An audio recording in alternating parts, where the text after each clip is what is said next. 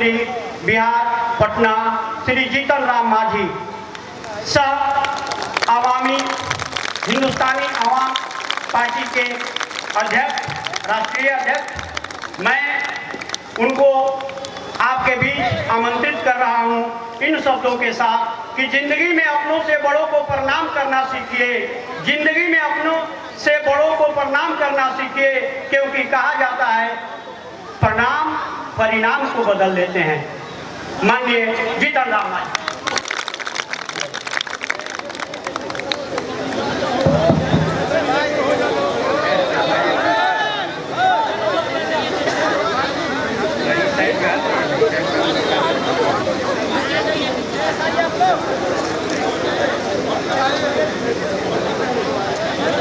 आज हरनाटाल के पावन नगरी में भारतीय थारू कल्याण महासंघ के सौजन्य से एक सम्मान समारोह आयोजित है, जो राष्ट्रीयकृत राज्य संपोजित +2 उच्च विद्यालय हरनाटाल पश्चिमी चंपारण में है।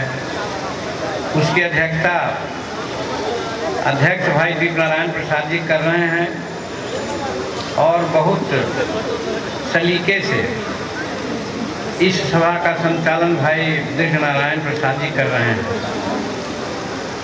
और अभी आपने डॉक्टर संतोष कुमार सुमन जी, लघु जल संसाधन एवं अनुसूचित जाति जनजाति कल्याण विभाग के मंत्री जी को सुना, वो उपस्थित हैं।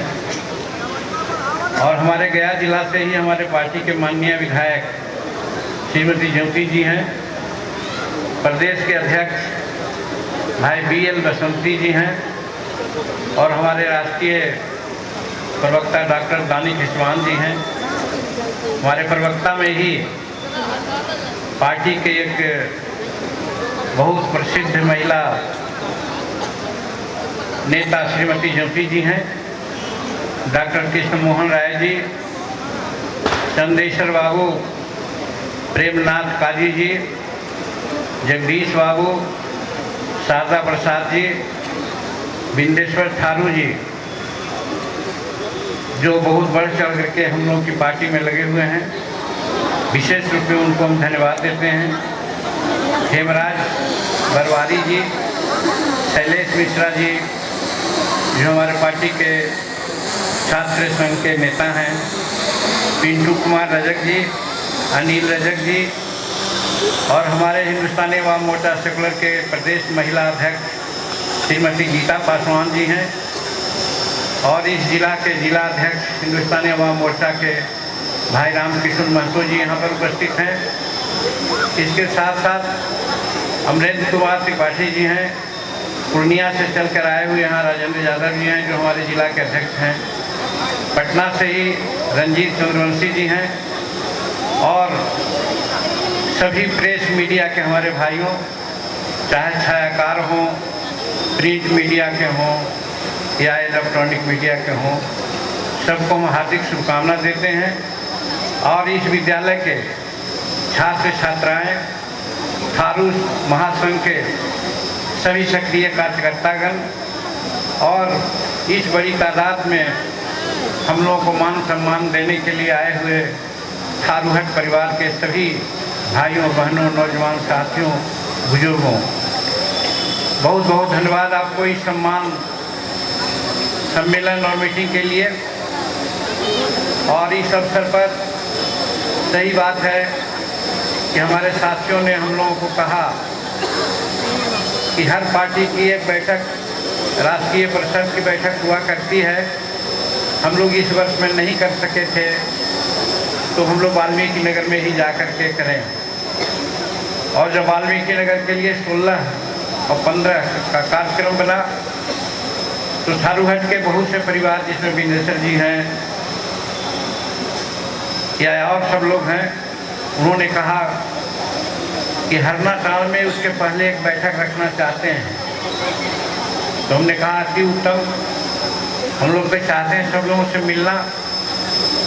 और इस संदर्भ में आज यहाँ आयोजन किया गया सम्मान समारोह, और आप लोग सभी आए, इसलिए आप लोग को बहुत बहुत धन्यवाद।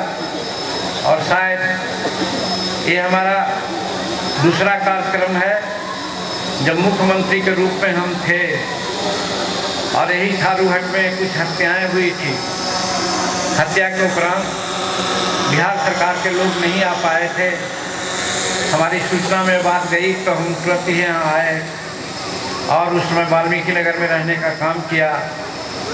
थारूहट भाइयों बहनों का सम्मान उस समय भी मिला था। हमको याद है कि कोई गांव में हम गए, हमारी बहनें हमारी माताएं हमारी आरती उतारें और ज़मीन नीप करके जिसको साफ सुथरा करके चटाई पर बैठा करके हमको भोजन कराया और उस भोजन में हम घोंघा भात खाए थे। हमको तो याद है। ये हम आप लोग चर्चा हम हर जगह करते हैं, क्योंकि उस समय हम एक ऐसी बातें कह दी थी जिसकी चर्चा न सिर्फ बिहार में बल्कि हिंदुस्तान स्तर में आई थी। मेरे भाइयों बहनों, सच्चाई को सहने का मादा बहुत में नहीं है और यही कारण है कि जब सच्चाई की बात होती है तो जो उससे पीड़ित होते हैं वो आगे आ जाते हैं, लेकिन जिनके लिए बात कही जाती है अज्ञानतावश वो पीछे रह जाते हैं और जिसके चलते सच्चाई करने का हिम्मत कोई नहीं करता है। जीतन मांझी कभी पगला जाता है तो बोल देता है इस बात को कि अंजाम चाहे जो भी हो हम सच्चाई अपने भाइयों के सामने प्रेषित करेंगे। हम गुजारिश करते हैं कि जिनके विपरीत बातें जाती है वो तो अपना काम कर लेते हैं, लेकिन भाइयों बहनों नौजवान साथियों हमारे बच्चे बच्चियां जो छात्र छात्राएँ हैं उनसे मैं कहना चाहता हूँ, आज़ादी के 75 साल होने वाले हैं या हो गया, लेकिन आज थारूहट परिवार हो, दलित परिवार हो या पिछड़े वर्ग के परिवार हो, वो विकास से कोसों दूर हैं। नाम तो विकास की होती रहती है, चर्चाएं चलती है, लेकिन और विकास के लिए कुछ किया भी जाता है सरकार के द्वारा, लेकिन उसका लाभ हमारे परिवार को नहीं मिल पाती और जिसके चलते हमारे परिवार आज भी गुर्बत में है।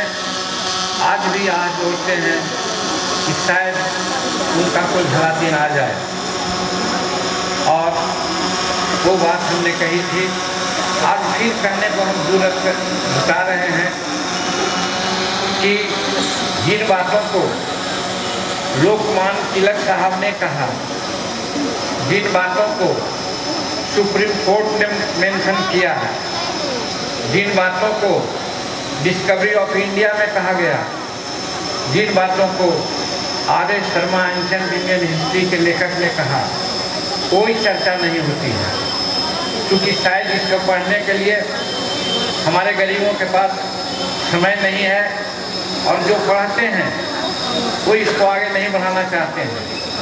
अब आपके दिल में बात आ रही होगी कि जीतन मांझी क्या कहना चाहते हैं, इसीलिए हम कहना चाहते हैं गौर से आप लोग सुनिए, प्रतिक्रियाएं होगी हमारे समक्ष।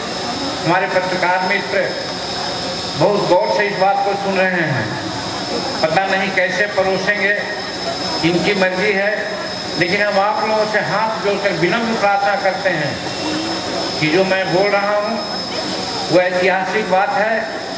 आप अपने जहन में इसको उतारिए और उसी स्वरूप आप आगे बढ़ने का काम कीजिए, तभी आपका विकास होगा।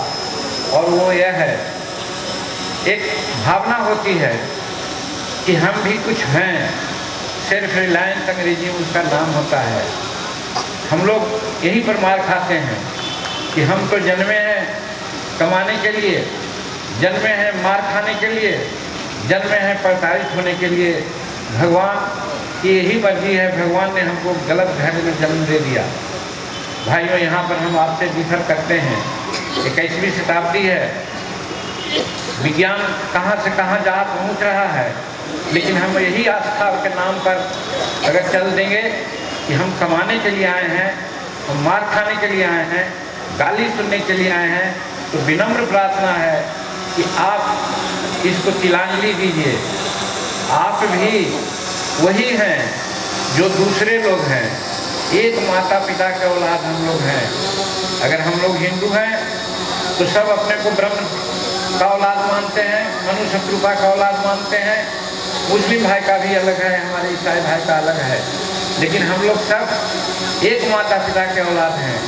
और आज यहाँ धरती पर बेईमान लोग जो आज अनेक प्रकार का बीज बो दिए हैं, और यही कारण है कि आज हम लोग जात पात, ऊंच नीच, अवर्ण सवर्ण, गिरिजन, हरिजन इत्यादि शब्दों से गिने जाते हैं।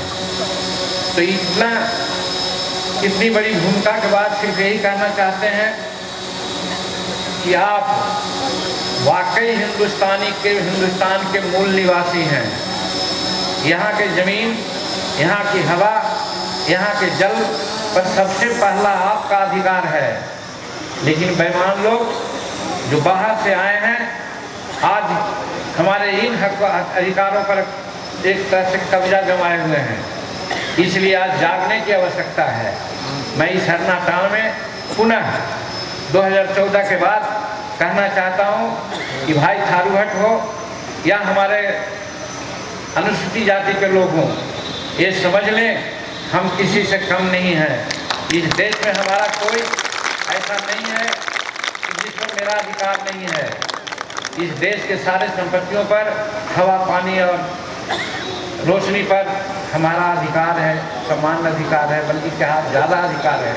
लेकिन आज 75 वर्ष तक हमारा अधिकार को लोग खोते रहे, हमसे दूर करते रहे हैं। इसलिए आज इस हरना काल में जब सम्मान आप लोग दे रहे हैं, तो इस सम्मान में हम क्या कर सकते हैं? आपको 2 पैसा नहीं दे सकते हैं। संतोष कुमार सुमन जी को आपने कुछ समस्याएं गिनाई, उन्होंने समस्या की सरकार में है, आपको भरोसा दिया। लेकिन जिन बातों की चर्चा मैं कर रहा हूँ, यदि आप में वो बातें नहीं आएगी कि हम भी यहाँ के निवासी हैं, तब तक आपको विकास का लाभ नहीं मिलेगा। इसलिए मेरे भाइयों, हम यही कहना चाहते हैं कि आप इस बात को समझें कि हम यहाँ के हैं, हमारा सबसे प्रथम हक है, लेकिन आज हमको सबसे नीचे रखा जा रहा है। उसका खास कारण वही है कि हमको लोग यहाँ का मूल निवासी नहीं समझते हैं, हम लोगों को नौकर नाफर समझते हैं, इसलिए आज ऐसा कर रहे हैं। तो ये कहना चाहते हैं आज के संदर्भ में। और जहाँ तक नीचे जाने की बात है, कुछ जरूर ग्रहण करते हैं जिसके चलते कुछ स्थितियाँ अच्छी है, लेकिन हमारे यहाँ क्या है, हमें मजदूरी के सिवाय कुछ नहीं है। मजदूरी नहीं मिलती, हम भूखे रहते हैं, हम मर रहे हैं, दवा की जरूरत होती है, दवा नहीं मिलती है, उस परिवार के हैं। लेकिन एक संकल्प लिया हमारे गार्जियन ने कि हम इसको पढ़ाएंगे, और जब हम पढ़ लिया किसी तरह से, बहुत बाधाएं आई, उस बाधा को कहने की जरूरत नहीं है, लेकिन आज जब हम पढ़ लिख गए तो आज आपके सामने हैं। मेरा कहने का मतलब है, बाबा अम्बेडकर साहब ने भी कहा है कि पढ़ाई ही एक ऐसी विधा है जिससे आदमी का सर्वांगीण विकास हो सकता है। बाबा का नाम लेते हैं, हम जय भीम कहते हैं, उनका पुण्य भी बनाते हैं, लेकिन उनके कही हुई बातों पर चाहे सरकार हो या समाज के लोग हों, तवज्जो नहीं देते हैं। उन्होंने क्या कहा था कि सबसे पहले उन्होंने सिद्धांत दिया था कि शिक्षित बनो। ये सब लोग जानते हैं, सब लोगों को सिखाया जाता है, रटते हैं, शिक्षित बनो, संगठित हो, अब तब संघर्ष करो। लेकिन हो क्या रहा है? आज जो शिक्षा हमको दी जा रही है, क्या वो शिक्षा है समतुल्य, समान शिक्षा है? कोई होते हैं, हम ही कहते हैं, दूसरों की बात मैं क्या कहूँ। आपके सामने बैठे हैं संतोष कुमार सुमन, जो हमारे बड़े सुपुत्र हैं, इनको हमने डॉन बॉस्को में पढ़ाया, हम और हमारा छोटा भाई इंस्पेक्टर पुलिस था, दोनों मिल करके डॉन बॉस्को में पढ़ाया, दिल्ली यूनिवर्सिटी में पढ़ाया। तो आज MA PhD नेट हैं और कोई कॉलेज डिग्री का आज प्रोफेसर है। लेकिन कितने लोग ऐसे हैं?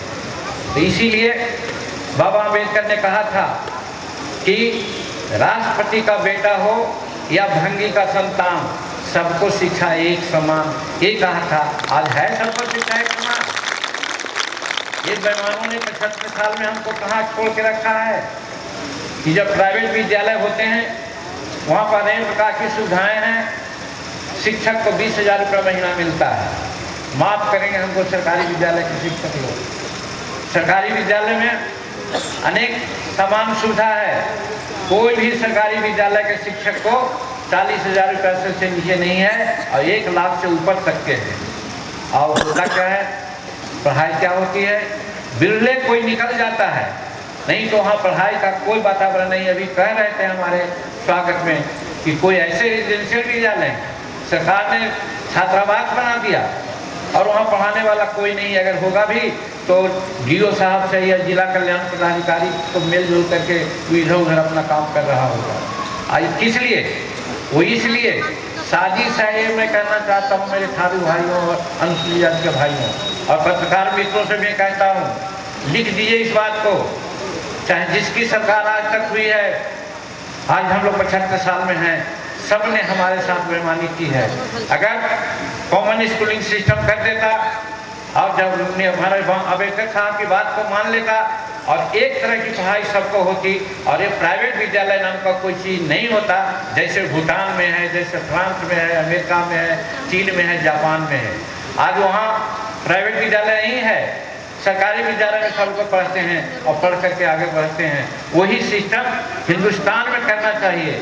संविधान के निर्माता अम्बेडकर साहब ने तो कह दिया था कि ऐसा करो, राष्ट्रपति का बेटा या भंगी का संतान सबको शिक्षा एक समान कॉमन स्कूलिंग सिस्टम करो। तो आज क्या हो गया? अम्बेडकर साहब को कहे हुए आज कितने साल हो गए? आज है हिंदुस्तान में? नहीं है। इसलिए मैं कहना चाहता हूँ। और एक बात और उन्होंने कहा था, हम लोगों को जो दशा है उसका कारण यही है कि हम कहते हैं, एक जगदेव बाबू हमारे यहाँ के अगल बगल के हुए थे, जो नारा दिया था 100 में 90 शोषित है, 90 भाग हमारा है, 10 का शासन 90 पर नहीं चलेगा, नहीं चलेगा, ऐसा उन्होंने नारा दिया था। वही बात हम कर रहे हैं, वही बात हम कर रहे हैं। और उसका परिणाम क्या होगा? वो बोले कि 10 का शासन 90 पर नहीं चलेगा, परिणाम हुआ कि उनको गोलियों से भूल दिया गया और शहीद हो गए। एक इत्तेफाक है कि जीतन मांझी पर गोली नहीं चल रही है।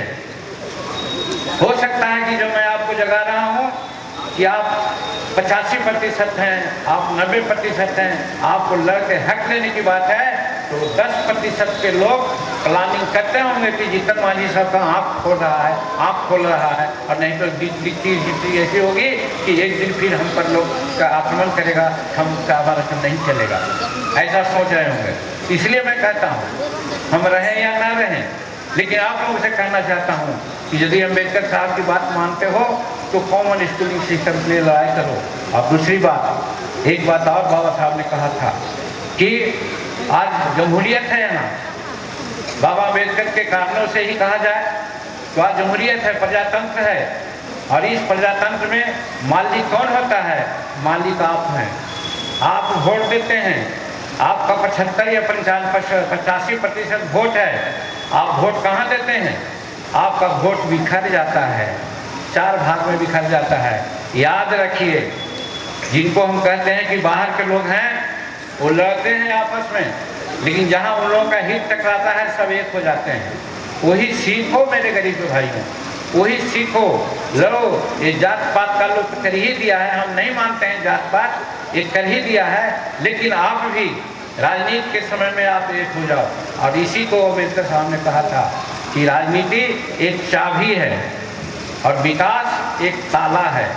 तो ताला बिना चाबी के खुलती है क्या? तो उसी प्रकार से जब तक आप चाबी, राजनीति रूपी चाबी नहीं पकड़ोगे, तब तक तुम्हारा विकास नहीं होगा। और आज यही हो रहा है। इस संबंध में भी बाबा साहब ने कहा था, बात लंबी हो जाएगी, कल हम बोलेंगे। और लेकिन आपके सामने यही मैं कहना चाहता हूँ कि आप पढ़ने लिखने पर जोर दीजिए और राजनीति को समझिए। हो सकता है घर में अगल बगल कोई विभेद हो, लड़ने झगड़ने का मतलब हो, लेकिन जिस दिन वोट का मामला आता है, चाहे त्रिस्तरीय पंचायतों का मामला हो या विधायक का मामला हो या एक सांसद का मामला हो, अगर 90% के लोग, 85% के लोग या मान लिया हम 80% के लोग अगर एक हो जाएंगे तो ये 20% का शासन नहीं चलेगा, हम तक नहीं चलेगा। इसलिए यहाँ पर एक जुमला कहा जाता है, चंद्रवदाई ने कहा था पृथ्वीराज को कि चंद्रवदाई 4 गज 24 गिरह अंचल अच्छा अंगुल प्रमाण एते पर सुल्तान खड़ा है, मत चुको चौहान। तबर बार चुका तो दुर्गति हुई देश की, अवर बार चुकोगे तो दुर्गति होगी देह की। यही हम लोग कहना चाहते हैं।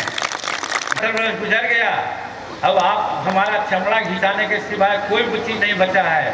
इसलिए अभी तो एक हो और एक हो करके राजनीतिक निर्णय एक लो, देखो सत्ता तुम्हारे हाथ में आ जाएगी। और जो बाबा साहब अम्बेडकर साहब ने हमको कहा उन बातों को पूरा करने में कोई दिक्कत नहीं होगी। तो आज हम यही बात करना चाहते हैं कि बाबा साहब जो कहा था कि सबको शिक्षा एक समान होना चाहिए, तो इसलिए बिना शराब का भी हम लोग कर सकते हैं अच्छा काम। लेकिन ये शराबबंदी के नाम पर आज क्या हो रहा है, कहा कि कोई थारू परिवार को हरिजन परिवार को हो, आधा लीटर कहीं पी के जा रहा हो तो उसके मुंह में रेथेलाइजर लगाते हैं और उसको पकड़ के जेल में भेज जाते हैं। ऐसे अनेकों है। अभी रामपुर ये कौन गांव था, वहाँ पर हमारे कुछ चिड़ुखास भाइयों ने रोका, आधा दर्जन से ज़्यादा लोग थे, हम उतर गए। उन्होंने कहा कि हुजूर रात ही में हमारी पत्नी को पकड़ के ले गया है, हमारा बाल बच्चा बिलख रहा है, हुजूर हमको बचाइए। हम कैसे बचाएं उनको? यहाँ पर जो पकड़ा है उसको सोचना चाहिए था, अगर उसके पास 100 लीटर शराब है तो ले जाता, 200 लीटर शराब है तो ले जाता। हम पूछा कितना शराब है, तो 1 बोतल है ले हुजूर, 1 बोतल है ले, कितने पकड़ के ले ले। यही नीति यहाँ पर गलत है। और दूसरी बात, उन लोगों ने भी कहा यही कि थारू परिवार, हरिजन परिवार और सब परिवार में परंपराएं हैं, वैसी परंपराएं हैं कि अपनी देवी देवता का पूजा करते हैं, उसमें शराब का थोड़ा प्रयोग करते हैं, देते हैं, ढांकते हैं। हमारे क्या भी हमारी माँ बचती थी तो दीवार में अनेक टीका रहता था, लाल लाल टीका। हम माँ को पूछते थे, माँ ये सब कहा थी, तो अनेक प्रकार के देवता का नाम लेती थी वो। वो बीच में बड़ा टीका 4 अंगुल का रहता था। हम पूछते थे ये कौन है, तो कहते थे घर की महारानी है, महारानी है। लेकिन क्या देखते थे, एक खूंटी गाड़ी हुई थी और इतना वो शीशी ऊपर लटकाया हुआ था। हम कहे ये माँ जी कहा है, पेटा में दारू न है, दरुआ पिलावे ही न 8 दिन पर, न पिलेवे तो रह सकती हमन के साथ भाग नहीं सकती। तो हमारी ये परंपरा है। ये परंपरा को अगर कोई झुठाना चाहेगा, मार भी देगा तो कोई छोड़ेगा? मैं तो नहीं समझता हूँ कि छोड़ेगा। हमारे क्या भी इधर पता नहीं भाई, हमको कहने में लाज नहीं है।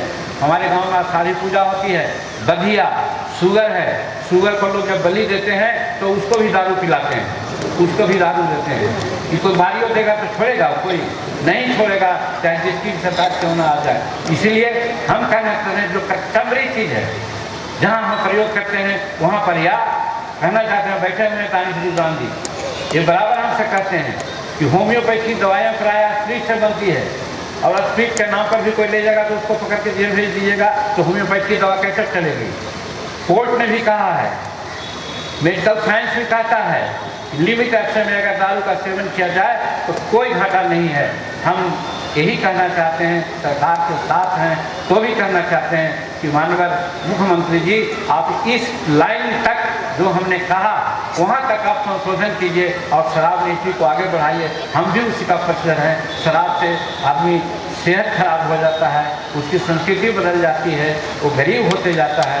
इसलिए शराब व्यसन के रूप में नहीं पीना चाहिए, इसका इंतजाम करना चाहिए, न कि कोई दवा के रूप में पी लिया, न तो कोई सलामती मिटाने के लिए पी लिया और उसको पकड़ के आप जेल में भेज रहे हैं। आज जितना भी जेल में है, नंबर में कहीं दिक्कत होती है। हमारे समय में तो 3 लाख से ऊपर है, कुछ लोग कहते हैं 2 लाख, कुछ कहते हैं 1.5 लाख, लेकिन उसमें 70% ऐसे लोग हैं जो आधा बोतल शराब पीने में पकड़ा गए हैं, उनको जेल में भेजा गया है और उन पर केस मुकदमा किया गया है। माननीय मुख्यमंत्री जी, इसको कम से कम आप रोकिए। और इसलिए हम थारूगढ़ समाज में कहना चाहते हैं, क्योंकि समाज के लोग ऐसा बोलते हैं यहाँ पर कि हम लोग की ये दिक्कत है, और नहीं, अगर एक चीज़ में ठीक हो जाए तो शराब नीति सचमुच में बहुत अच्छी चीज़ है।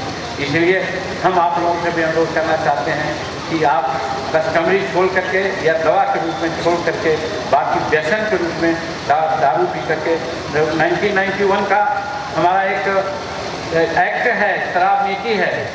आप शराब पी करके स्कूल प्रेमिसेस में नहीं घूम सकते हैं, शराब पी करके सड़क पर नहीं घूम सकते हैं। धर्मों के साथ बातें और करनी है। कल हम अपना सेशन में बोलेंगे और मीडिया भाइयों से भी अनुरोध है कि उन चीज़ों को रखेंगे, क्योंकि और हमारा बेसिक मुद्दा है। अभी तो सिर्फ कम्युनिस्ट सिस्टम की बात मैंने की है, इसलिए कि भाई उससे हमारा विकास हो सकता है। तो यही कहना चाहते हैं कि शराब का सेवन नहीं, न हो सके तो नहीं कीजिए, और नहीं तो कीजिए तो एक काम जिस प्रकार से बड़े लोग करते हैं, इसमें भी बड़े लोग हमसे गुस्सा करते हैं। बड़े लोग का मतलब जानते हैं मेरे भाइयों बहनों, कलेक्टर हैं, हमों की बात आपने सुनी, इसीलिए हम बहुत बहुत धन्यवाद देते हैं, शुक्रिया अदा करते हैं विघ्नेश्वर जी को और रामकृष्ण महतो जी को और सभी महापंचायत जो हमारे साधु परिवार के हैं उनके लिए। और उनके लिए हम कहना चाहते हैं एक बात और संतोष जी, ये लोग नहीं कर रहे हैं। एक शेड्यूल कास्ट और शेड्यूल कास्ट डाइवर्सिटी एक्ट है, उस एक्ट का इम्प्लीमेंटेशन यहाँ होता है कि नहीं। और तीसरी बात यह है, वनाधिकार कानून है। वनाधिकार कानून में जंगल में रहने वालों को जंगल के प्रोजेक्ट्स को खाने पीने का और उपयोग करने का उनको अधिकार है। ये है कि 3 एकड़ जमीन है उसको रखने का अधिकार है, लेकिन सच्चाई यही है कि वनाधिकार कानून के अंतर्गत कोई काम नहीं हो रहा है। उस काम को भी संतोष जी आगे आप बढ़ाइए तो हमारे धार्मिक परिवारों को और हमारे दलित परिवारों को जरूर उससे लाभ हो जाएगा। बहुत बहुत धन्यवाद। बहुत बहुत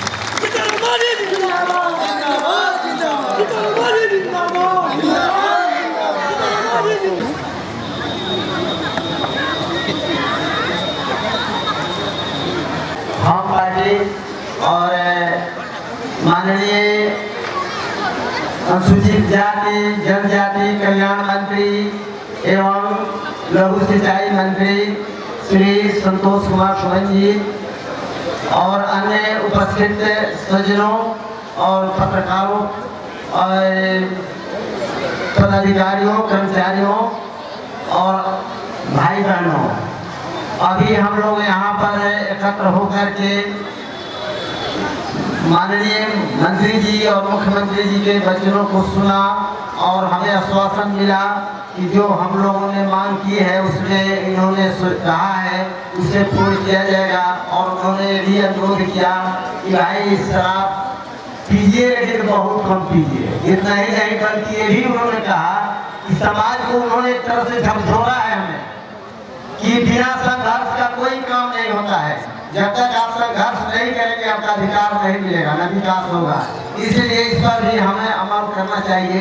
साथ ही मैं खास करके इसी स्कूल की एक समस्या में कहना चाहता हूँ कि 2 साल से इन लोगों का स्टाइपेंड नहीं मिल रहा है। मैं मंत्री जी से अनुरोध करूँगा इस पर जरा ध्यान देंगे। और अभी जो हमारे पूर्व मुख्यमंत्री जी ने कहा कि वनाधिकार नियम जो क्या कहते हैं कानून बना है लेकिन उस पर अमल नहीं हो रहा है। मैं चाहूँगा कि उसको लागू किया जाए। आपके समय में जो पूर्व मुख्यमंत्री हैं उनके समय में कुछ सरकार की ओर से पहल हो रहा था, लेकिन इनके बदल जाने से वह सब काम जो है स्थगित हो गया। तो मैं चाहूँगा कि पुनः उसे लागू किया जाए। इतना ही नहीं बल्कि नौरनिया गोली कांड में 6 व्यक्ति का पुलिस के फायरिंग से निधन हो गया और एक व्यक्ति सीरियस घायल हो गया और आप ही के विभाग से वह काम होने वाला है। ये लोग जब बेतिया जाते हैं इन लोग कहता है पटना जाओ, जब ये लोग पटना जाते हैं तो कहता है बेतिया जाओ। ये लोग फुटबॉल बन गए हैं। इसलिए मैं आपसे अनुरोध करना चाहूँगा कि इस पर आप पहल करके IAS 7 व्यक्तियों को नौकरी दिलाने का कृपा की जाए। इतना ही कह करके मैं समाप्त कर दिया है। राष्ट्रीय परिषद की बैठक क्या? देखिए, राष्ट्रीय परिषद की बैठक में राष्ट्रीय स्तर और राज्य स्तर की बातें होती हैं वो रिजोल्व करते हैं, वो प्रस्ताव लेते हैं। प्रस्ताव के आलोक में हम लोग बात करते हैं और राज्य या एवं समाज को भी हम लोग उसमें जरूर आग्रह करते हैं कि समाज के लोग भी इसमें इसी के संदर्भ में साल में एक बार देखना जरूरी होता है। तो 2021 में हम लोग ये कर रहे हैं क्योंकि साल जायज़ सी बात है कि गरीब क्षेत्र है, आदिवासी संयुक्त राष्ट्र